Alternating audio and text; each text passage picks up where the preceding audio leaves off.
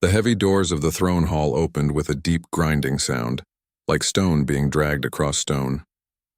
The chamber was vast, lit by tall beams of violet crystal that gave off a cold glow. The light fell across alien banners, steel pillars, and carved walls that told the story of battles long past. This was the heart of Valara Prime, the world where the Valaran Empire ruled unchallenged. Captain Elias Ward was forced forward by two guards. Shackles bound his wrists and ankles. His steps echoed across the floor, each one slow and painful. The aliens behind him shoved with the blunt ends of their spears whenever he faltered. The humans who had come before him, if any ever had, were long forgotten by history. He walked not as an ambassador or a soldier, but as a prisoner to be judged. Elias kept his head high despite the chains. He was human, and humans had learned the hard way that bending too low only gave their enemies more power. His uniform was torn, streaked with dust and burns from the crash. The smell of metal and smoke still clung to him. He knew the hall was filled with eyes, alien eyes, watching his every move. He could feel the weight of their stares. The Valarans were tall, with skin that shimmered like polished stone and eyes that glowed faintly in the dim light. Their armor gleamed silver blue, curved and layered, built not only for war but also to show rank and power. Some stood like statues along the hall, while others sat on raised seats carved into the walls, whispering to one another in voices that sounded like rumbling thunder. At the far end, above a broad stairway, stood the throne. It was high and wide, made of dark crystal edged with silver and shaped like the wings of some vast creature. And there, seated upon it, was the Queen, Queen Lysera, of Valara Prime. Her crown was not gold but a circlet of black stone that pulsed faintly with inner light. Her robes were woven from threads that shimmered like liquid, shifting colors as she moved. Her eyes were sharp and unreadable, glowing faintly violet. She sat tall and silent, her hands resting lightly on the arms of her throne. When Elias was pushed into the center of the chamber, the whispers grew louder. The nobles and commanders of the Valaran Empire leaned forward. It was rare to see a human alive here, rarer still to see one dragged before the Queen herself.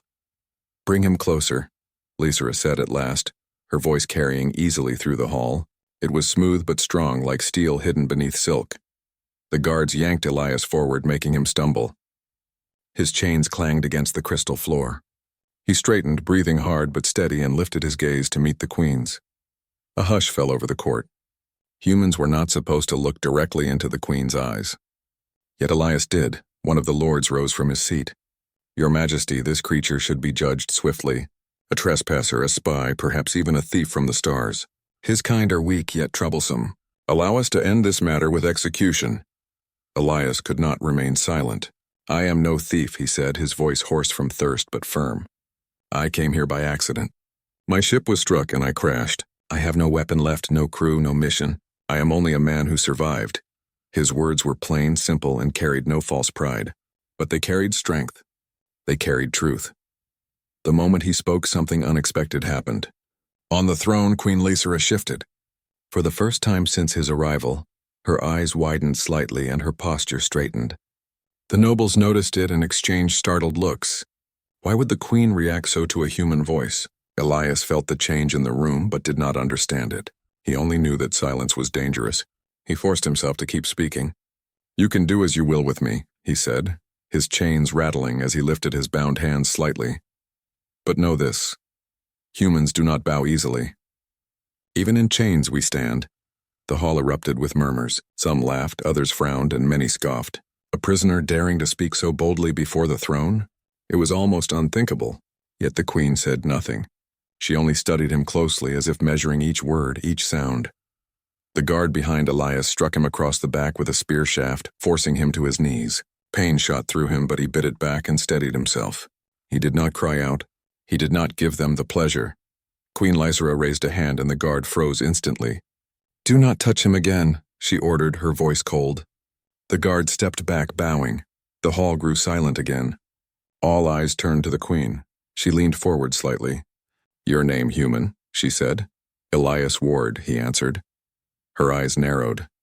The name meant nothing to her court, but the sound of his voice, there was something in it. A memory long buried stirred. Long ago, before she had become queen, before she had crushed her rivals and claimed the throne, She had been a young warrior on the edge of despair, and in those days when the stars themselves felt empty, she had heard a voice, a transmission across the void in a language alien but clear, words that had carried hope, strength, and courage, words that had carried her through the storm. She remembered that voice. And now, hearing Elias speak, she felt the same echo. Could it be the same? Impossible, she thought. Yet her heart told her otherwise. The nobles pressed again. "My queen," another lord said, "the human is dangerous. Let us end him now. There is no need for delay." But Lysera raised her hand, silencing them. Her gaze remained locked on Elias. She spoke slowly, carefully, as though testing the shape of the words. "You will not be executed." "Not yet." The chamber exploded with protests. Some shouted, others argued, but the queen's will was law. With a single glance, she silenced them all. "Take him to the cells," she commanded. "He is not to be harmed. I will decide his fate myself." The guards hesitated, confused, but obeyed. They hauled Elias to his feet and dragged him back through the great doors. His chains scraped across the floor, leaving faint marks on the crystal surface. As the doors closed behind him, the nobles began to argue in hushed but angry tones. Why spare the human? Why delay? What game was the queen playing? Lysera leaned back in her throne, her expression unreadable. But inside, her thoughts were far from calm. That voice. It could not be chance. She had to know the truth. Elias was thrown into a dark cell deep beneath the throne hall. The walls were damp, the air thick with the scent of stone and iron. A single shaft of light fell from a small opening high above.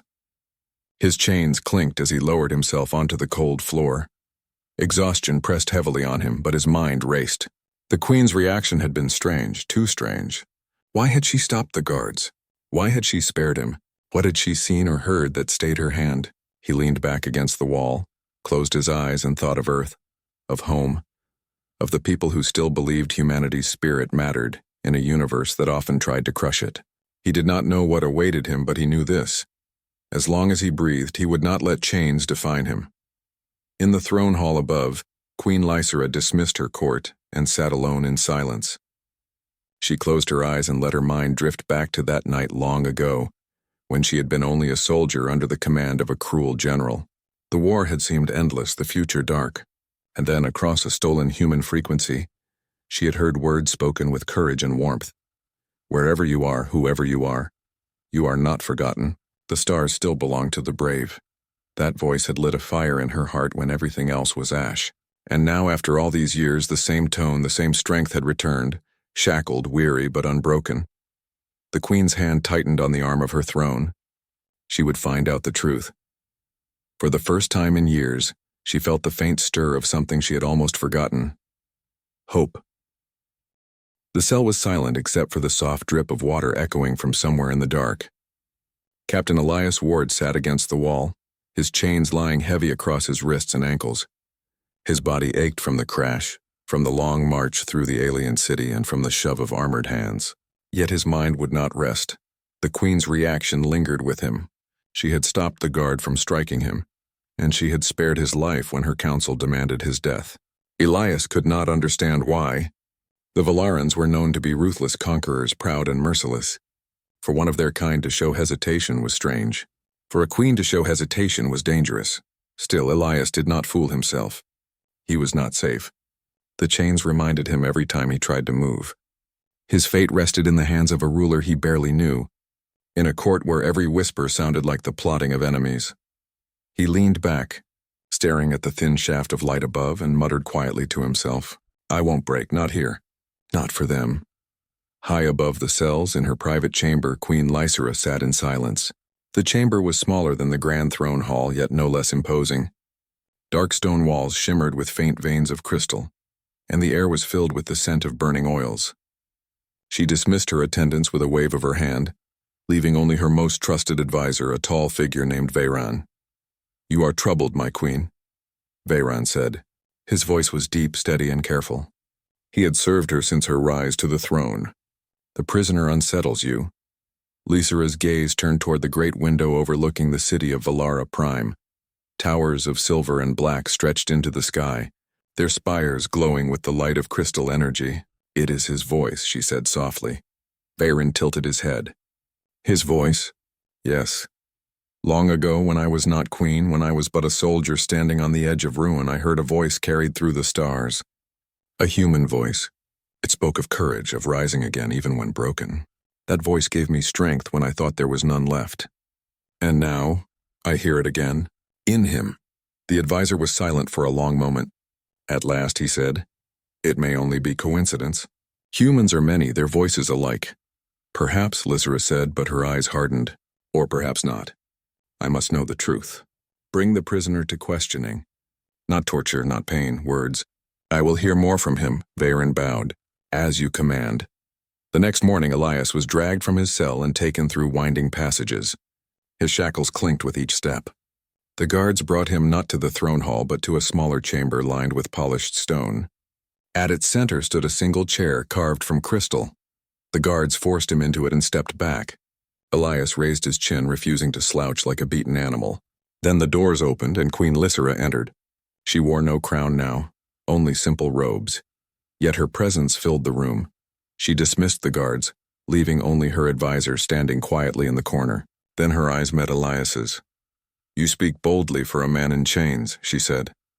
Elias gave a faint, tired smile. "Chains don't change who I am." Her eyes narrowed slightly. "Where do you come from?" "Earth," he answered. "A small world far from here. Maybe you've heard of it. Maybe you've conquered it." Her lips curved faintly, though not in mockery. "Earth still resists us. Its people fight like cornered beasts. They are stubborn." Elias shrugged as much as his chains allowed. "That sounds about right." Lysra studied him closely, listening not only to his words but to the tone, the rhythm, the strength behind them. It was the same as the voice from long ago. She could almost hear the old message again, echoing in her memory. The stars still belong to the brave. She leaned forward slightly. "Years ago, there were human transmissions sent across space. Words meant for the lost and the scattered. Do you know of them?" Elias's eyes flickered with surprise. Few outside humanity should have remembered those signals. "Yes," he said slowly. "When the wars were at their worst, when colonies fell and ships vanished, I broadcast messages. I didn't know who would hear them. I only knew someone had to say that we weren't finished." Lysra's breath caught. There it was, the truth she had sought. This was the same voice, the same man. Shackled now, but once free, once strong enough to send courage into the void. Veyron stepped forward, his expression tense. "My queen, this human cannot be more than one of many. Do not place meaning where none exists." But Lysra raised a hand, silencing him. Her eyes never left Elias. "I heard those words," she said. "I was not queen then. I was only a soldier, betrayed and hunted. Your voice reached me when I was at the edge of despair. Your words gave me the strength to rise. Do you understand what that means, human?" Elias blinked, taken aback. He had spoken to the stars, never knowing who listened, never knowing if his words mattered. And now before him stood a queen of a mighty empire, claiming his voice had once guided her. "I didn't know who would hear," he said softly. "I only hoped someone would." Lysra straightened, her expression hardening once more. "And now fate has brought you here, shackled, a prisoner. Yet still you speak with that same strength. Do you not fear me?" Elias met her gaze without flinching. "Fear you? Of course. You hold my life in your hand. But fear doesn't mean silence. I've spoken before when I had nothing. Why stop now?" For a moment, silence filled the chamber. Then unexpectedly, Lysra laughed, quietly but with a sharp edge. "You are either very brave or very foolish." "Maybe both," Elias said. That evening, rumors spread through the court. The queen had spoken privately with the human. She had spared him again. Some whispered that she was bewitched by his words. Others claimed she was playing a deeper game. Lords muttered about weakness, about danger, about tradition being broken. In the halls, Velaran soldiers whispered to one another. What power did this human have?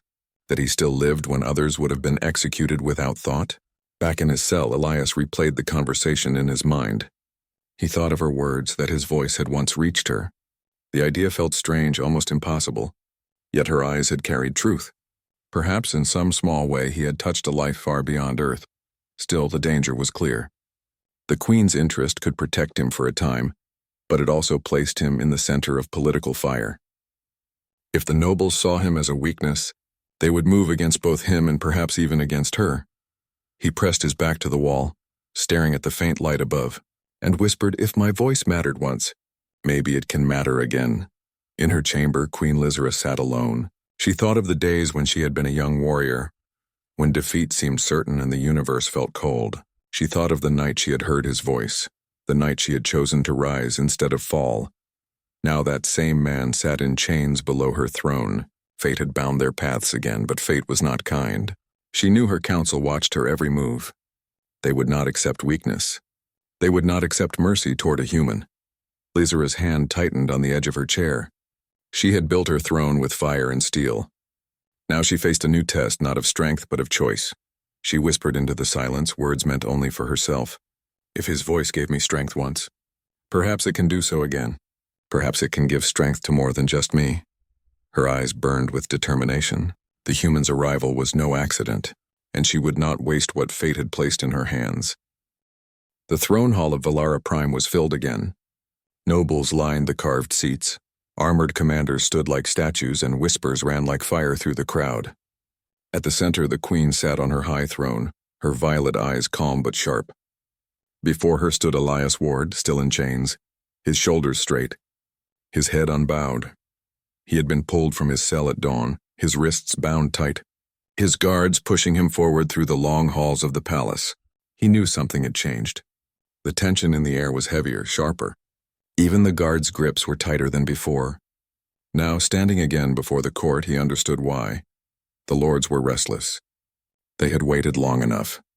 A human spared twice had become an insult to Valaran pride. Lord Arkan, broad-shouldered and scarred from years of battle, stepped forward. His armor glimmered with blue light as he raised his voice. "Your Majesty, the patience of the court has reached its end. The human must prove his worth or perish. Let him face the trial of ashes." A roar rose from the nobles. Some slammed their armored fists against the stone. Others shouted in agreement. Their voices filled the chamber with thunder. The queen lifted her hand and silence fell. She turned her gaze to Elias. "The trial of ashes is an ordeal faced by only the strongest of my people. Few survive. It is fire, steel, and hunger for blood. Do you understand what this means, human?" Elias met her eyes. "It means you want me dead." A faint smile touched her lips. "It means if you live, no one will dare call you weak again." The crowd erupted once more, chanting for the trial. Elias stood silent, his chains heavy in his hands. He had no weapon, no training for their alien games. But he knew one truth. Survival was not always about strength. Sometimes it was about will. He nodded once. "Then let's see what your trial really is." That evening he was dragged into the great arena. It was a circular pit carved deep into the stone, lit by massive fires burning in iron cages. Thousands of Valarans filled the stands, their voices echoing through the night sky. The queen herself sat on a raised platform, her throne carried from the palace so she could watch with her court. The guards unlocked Elias's chains only when he was shoved into the center of the pit. His wrists and ankles burned from the weight of the shackles, but he rolled his shoulders, shaking off the stiffness. He was free enough now to move, though still weak from days of captivity. A booming horn sounded. The gates at the far side of the arena groaned open. From the darkness stepped his first challenger. The warrior was massive, armored in plates that shimmered with heat. In his hands he carried twin blades, their edges glowing faintly as if kissed by fire. He raised them high and the crowd cheered. Elias swallowed hard. He had no weapon but the broken length of chain still hanging from his wrists. He wrapped it once around his hands, turning it into a crude whip. His heart pounded, but he forced his breath to steady. The warrior lunged. The blade slashed through the air, fast and heavy. Elias ducked, rolled aside, and snapped the chain across the alien's arm. Sparks flew as metal struck armor. The crowd gasped. The warrior turned, angry now, swinging again. Elias moved quickly, not matching strength but speed. He dodged, feinted, and struck with the chain whenever he found an opening. Again and again, the blades cut the air close enough to make his skin prickle with heat. At last, Elias caught one of the blades with his chain, twisted hard, and yanked. The warrior stumbled, losing his grip. In that brief moment, Elias hurled himself forward, driving his shoulder into the alien's chest. The warrior fell, crashing against the sand. The arena erupted. Some shouted in outrage, others in shock. A human had brought down a Velaran warrior with nothing but a chain. The queen's eyes glimmered. She leaned forward on her throne, her expression unreadable. The horn sounded again. The second gate opened. This time 2 challengers entered. One carried a spear tipped with burning crystal. The other wielded a heavy hammer that left cracks in the stone floor with every step. Elias's chest heaved. Sweat dripped from his face. His arms ached from the first fight, but he tightened the chain around his fists again. The duel began. The spear struck first, its crystal tip glowing. Elias sidestepped, feeling the heat singe his arm. The hammer swung next, smashing into the ground so hard the sand leapt into the air. He had to think. Speed was his only ally. He kept moving, circling, forcing the two warriors to strike at him from different sides. The hammer came down. Elias rolled aside. The spear thrust forward. Elias twisted, grabbing the shaft with his chain, pulling it just enough to throw the warrior off balance. Sand kicked up, filling the air. The hammer struck again. But instead of dodging, Elias leapt aside at the last moment, letting the massive weapon slam into the spear wielder. The crowd roared as the two challengers stumbled into each other. Elias lunged, driving his chained fist into the hammer-bearer's jaw. The alien staggered, dazed. Then Elias twisted the spear free and hurled it, burying its glowing tip into the sand near the edge of the pit. It hissed and smoked, the heat burning a warning into the ground. The two warriors dropped their weapons, beaten not by brute strength, but by their own mistakes.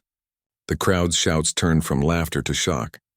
Above, Queen Lysera sat with her chin resting on one hand. Her eyes burned with interest, but the trial was not over. The horn sounded once more. This time the gate opened slowly and the arena fell silent. Out of the shadows stepped a beast. Its body was covered in black scales that shimmered like glass, its jaws lined with rows of sharp teeth. Its eyes glowed red, and its breath came out in hot clouds of smoke. The Valarans called it the Ash Serpent, a creature bred for war, released only in the harshest trials. Elias's legs felt weak. He had fought men before, but this was no man. The serpent slithered forward, its long body coiling across the sand. Its tongue flickered, tasting the air. The crowd waited, hungry for the kill. Elias gripped the chain tighter. He forced himself to breathe, to think. Running was useless. Fighting head-on was suicide. He needed a plan. The serpent struck, jaws snapping. Elias dove aside, rolling across the sand. He scrambled to his feet just as the beast turned again. Its tail lashed out, smashing into the ground where he had stood a moment earlier. He spotted the glowing spear buried in the sand. He sprinted, the serpent chasing close behind, and grabbed the weapon. The heat seared his hands, but he held on. He turned just as the serpent lunged again. With every ounce of strength, Elias thrust the spear upward. The glowing tip pierced the beast's jaw as it snapped down at him. The serpent recoiled, thrashing, its screech filling the arena. The crowd rose to its feet, shouting in disbelief. Elias stumbled back, his chest heaving. He watched as the serpent writhed in pain, its tail smashing against the walls of the pit. Finally, with a hiss, it slithered back toward the gate, retreating into the shadows. The horn sounded one final time. The trial was over. Silence hung in the air for a long moment. Then slowly the crowd erupted, not with laughter or scorn, but with cheers. A human had survived the trial of ashes. Elias stood in the center of the arena, sweat and blood covering his body, the broken chain still wrapped around his hands. He raised his head, meeting the queen's eyes. On her throne, Queen Lysera rose to her feet. She lifted one hand, silencing the crowd once more. This human, she said, her voice carrying across the arena, has faced the trial of ashes and lived. By our law, he has proven himself. He is no weakling, no shadow crawling in the dark. He is a warrior. The nobles shifted uneasily. Some looked furious, others uncertain, but none dared challenge her words. Elias, still standing in the pit, felt his knees weaken. He wanted to collapse, to sleep for 1,000 years, but he forced himself to stay upright. If they saw weakness now, the trial would mean nothing. Above him, Lysera's gaze lingered. For the second time, she remembered the words that had once saved her. The stars still belong to the brave. The night after the trial of ashes was heavy with silence. The arena fires had died down, and the voices of the crowd had faded into memory. Yet in the palace, the whispers had only grown louder. The nobles were unsettled. A human had faced their most brutal trial and survived. To them it was unthinkable. Some called it luck, others trickery. Some feared that the queen's strange mercy had brought dishonor to Valara Prime. But Queen Lysera did not care for their whispers. She sat in her private chamber, her crown set aside, her robe falling loose around her shoulders.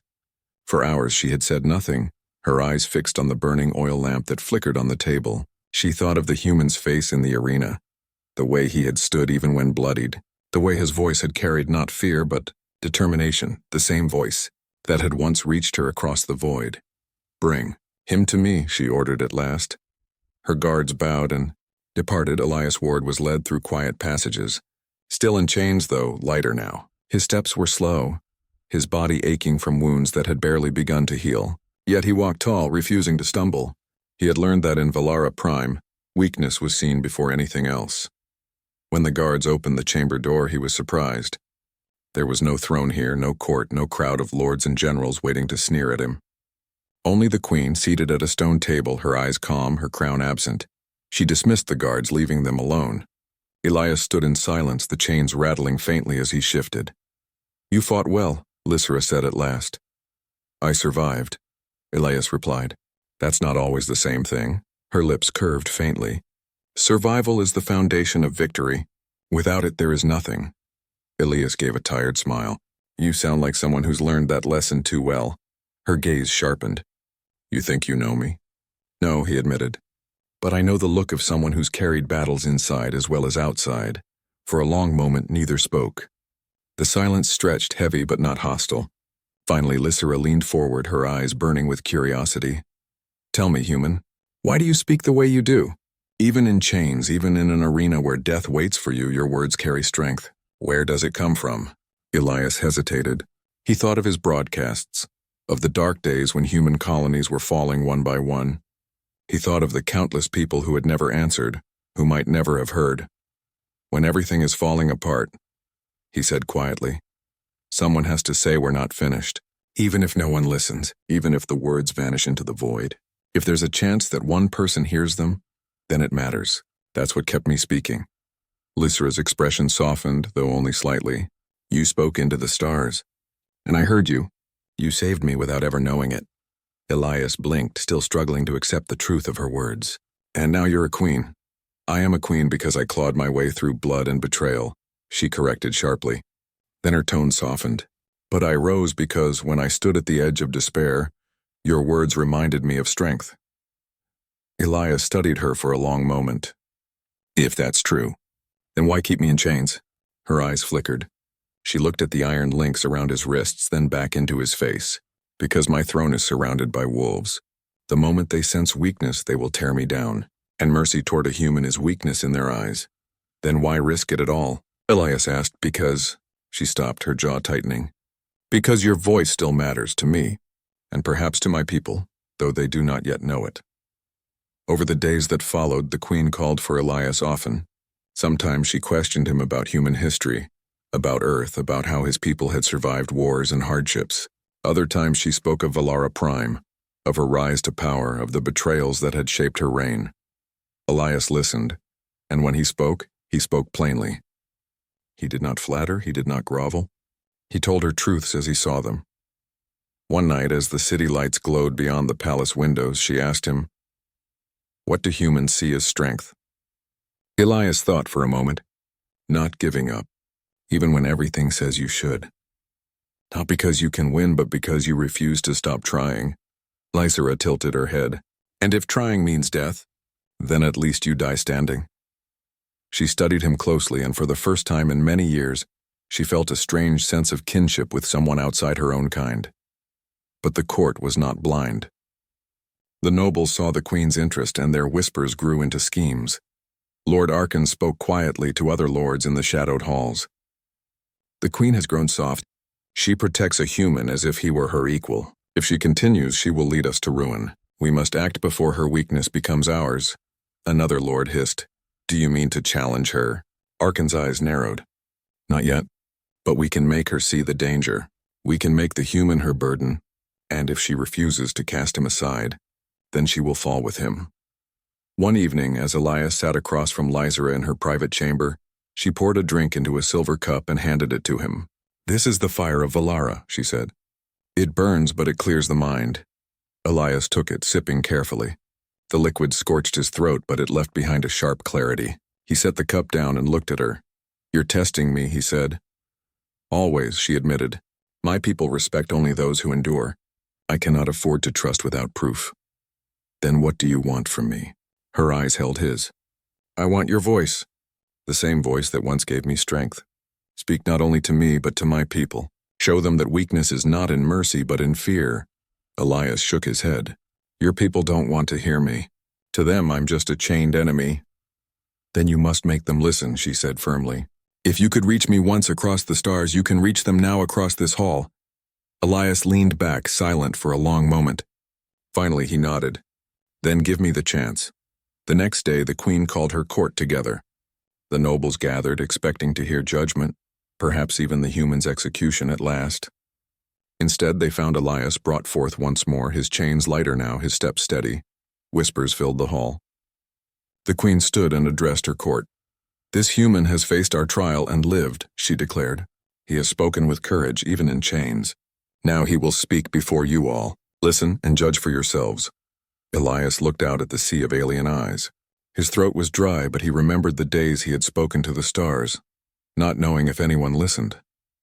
He drew a breath and let his voice carry. You see me as weak because I am human, he said. Because I bleed, because I fall, because I break. But strength is not in never falling. It is in rising again every time. That is why humans endure. That is why we are still here. The hall was silent, the nobles listening despite themselves. Elias raised his head. You think mercy is weakness. But mercy is the courage to choose something greater than fear. Chains cannot take that away. Trials cannot burn it away. I stand here in chains, but I am still standing. And that is strength. The silence stretched long after his voice faded. Some nobles sneered, but others shifted uneasily, their eyes no longer filled with pure contempt. Lysera watched them carefully. She saw doubt begin to creep into their certainty. She saw the first cracks form in the walls of tradition. That night in her chamber, Lysera stood at the window with Elias beside her. The city glowed below, spires of crystal reaching into the dark sky. You did well, she said softly. They hated every word, Elias said with a wry smile. They heard every word, she corrected. And hearing is the first step. He looked at her, tired but resolute. You want to change them, don't you? She met his gaze. Yes, and I cannot do it alone. Elias was silent for a moment. Then he nodded. Then let's try. The day of reckoning came faster than Elias expected. The queen had spoken of change, of shifting her people's view of strength. But change never comes without resistance, and the storm was already rising in Valara Prime. Lord Arkan, sharp-eyed and cunning, had gathered allies in the shadows. They whispered of the queen's weakness, of her growing favor for the human, of her betrayal of ancient laws. Soon the whispers grew louder than the queen's commands. And so the lords called for the gathering of blades, a council where nobles could challenge the queen's judgment before all. If Lysera faltered, if her people saw doubt in her eyes, her crown would be forfeit. The great hall of Valara Prime was filled to bursting. High pillars of black stone rose toward a vaulted ceiling, banners of the old dynasties hanging heavy in the air. Nobles filled the chamber, their voices sharp as knives. At the center stood Queen Lysera, clad in her silver armor, her crown gleaming like fire. Beside her stood Elias, still bound in lighter chains but unbowed. The murmurs swelled when he appeared. Some nobles laughed, others spat. A few only watched in silence. Lord Arkan stepped forward, his cloak sweeping the floor. His voice carried with confidence. My queen, he said, bowing only slightly, your judgment has always been our guide. But now we question whether your heart is clouded. You shield a human, an enemy, and give him honor that belongs only to our kind. This cannot stand. The hall thundered with agreement. Lysera's eyes narrowed. You speak as if mercy is betrayal, Arkan. It is betrayal, Arkan declared, his voice rising. You place faith in a creature of weakness, and you ask us to do the same. But Valara Prime bows to no weakness. A roar of approval filled the chamber. Arkan's gaze shifted to Elias. If you insist this human has strength, then let him prove it. Not in words, but in blood. Let him face me here before all. And if he falls, let us see if your faith falls with him. The nobles shouted their support. Lysera's jaw tightened. She looked at Elias, and for a moment something unspoken passed between them. Then she turned back to Arkan. Very well, she said coldly. Let the challenge be witnessed. The hall cleared a circle. The ground was marked with ancient symbols of trial. Weapons were brought. Twin spears for Arkan, a single blade for Elias. The human tested the weight of the sword. It was heavier than he preferred, but his grip was steady. He remembered the arena, the ash, the heat. This was no different. Arkan circled him, eyes sharp with contempt. You are nothing but a voice in chains. Today I will silence it. Elias did not answer. He raised his blade. The fight began. Arkan struck first, his twin spears darting like fangs. Elias barely parried, the clash of metal echoing in the hall. His arms trembled from the force, but he held his ground. The nobles shouted, some cheering for blood, others watching in stunned silence. Elias moved carefully, blocking, retreating, waiting. He had no illusions. Arkan was faster, stronger, trained from birth for combat. But Elias had something Arkan did not: patience. When the spear thrust came again, Elias sidestepped, letting the blade scrape his shoulder instead of piercing his chest. He grit his teeth against the pain and countered with a slash. Arkan twisted away, but for the first time his sneer faltered. The human was still standing. Minutes stretched into an eternity. Elias bled from shallow wounds, his breath ragged, but his eyes never wavered. He refused to fall. Every strike, every block, every desperate parry carried the same message: I endure. Finally, Arkan grew frustrated. With a roar, he lunged recklessly, both spears thrusting forward. Elias seized his moment. He twisted, letting one spear glance off his chain, and drove his sword forward.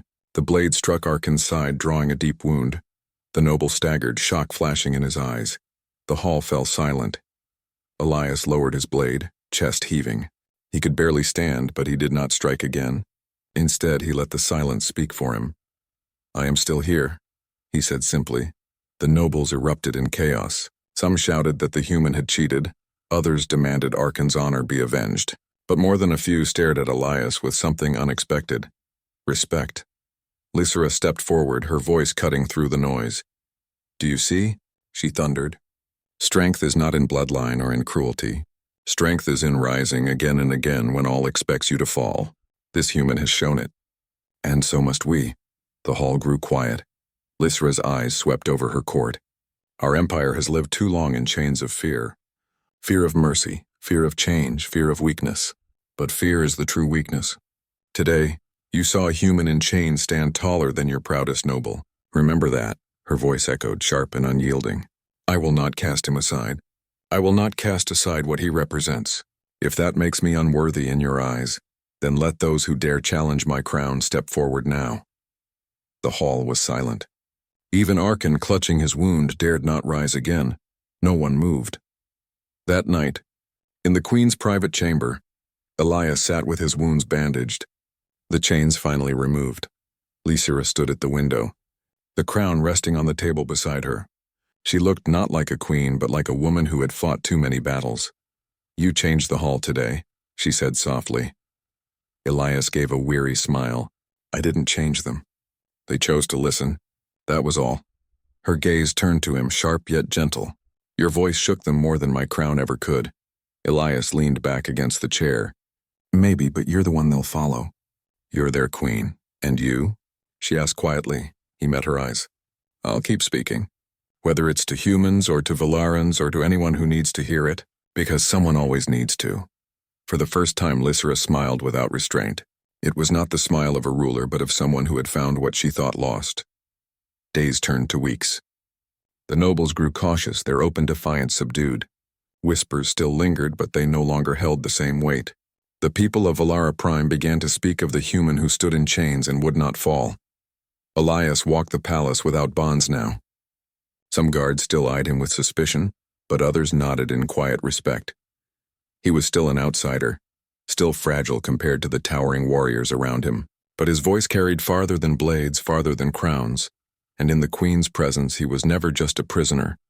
He was the voice that had reached her across the stars, the voice that had turned her despair into fire. And together, perhaps, they would teach an empire that true strength was not in silence or fear, but in rising again. One evening, Elias stood on the palace balcony, looking out at the endless sky of Valara Prime. The stars glimmered above, countless and distant. Somewhere among them, Earth still waited. He wondered if his people knew he lived, if they would ever hear what had happened here. Behind him, Lysera approached, her steps quiet. She stood beside him, her gaze also fixed on the stars. "You still think of home," she said. "Always," he admitted. "But maybe this place is part of it now too." She looked at him, her eyes softening. "Then perhaps one day your people and mine will share the same sky without chains between them." Elias nodded slowly. One day. The night stretched around them, filled with silence, but it was not the silence of despair. It was the silence of possibility. And so, the human who once walked in shackles stood free beside a queen, his voice echoing across a world that had once called him weak. He had come as a prisoner. He remained as a witness, and he became a spark, the voice that shook a throne.